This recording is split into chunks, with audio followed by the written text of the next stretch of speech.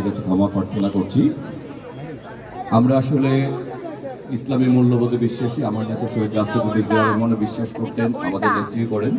এবং আমরা আগামী যে বাংলাদেশ গড়তে চাই সেখানে আমরা ইমাম এবং খতিব এবং ওলামা যারা আছেন তাদের জন্য আমরা চাই এই আমাদের যে কর্মপন্থা আছে, পরিকল্পনা আছে, সেখানে আমরা আমাদের মসজিদে ইমাম খতিব যারা রয়েছেন তাদের জন্য আমরা বিশেষ কিছু সুযোগ সুবিধা, তাদেরকে আলাদা ব্যবস্থা, তাদের জন্য আমরা মানে তাদের জন্য আলাদা বেতন, তাদের সুযোগ সুবিধা বৃদ্ধি করা, বিশেষ দিবসে তাদের ভাতা বৃদ্ধি করা এবং তাদের যাতে ওই চাকরি মানে যখন তারা এই বিভিন্ন প্রতিষ্ঠানে চাকরিরত থাকেন পরবর্তীতে যাতে তারা গেলে তাদের অর্থনৈতিক কোনো সমস্যায় পড়তে না হয়, আমরা ইসলামী মানে যেগুলি এবং আমাদের আগামী বাংলাদেশে যারা আমাদের ইমাম এবং খতিব ওলামা রয়েছেন তারা যাতে বিগত দিনে তাদের কোনো ধরনের যে ধরনের অত্যাচার নির্যাতন সহ্য করতে হয়েছে, আগামী দিনে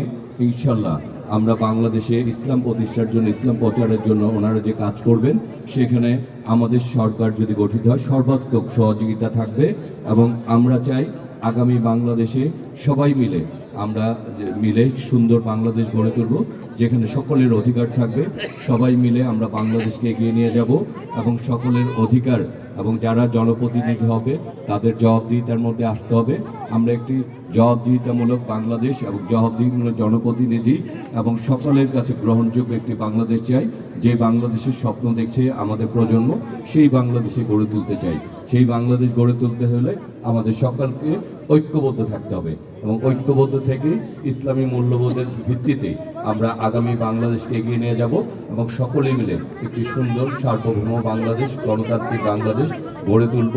এবং আমরা আমাদের আলেম ওলামাদেরকে সর্বোচ্চ মর্যাদা দিয়ে ইসলামী প্রচার প্রচারণায় আমরা তাদের পাশে থাকব।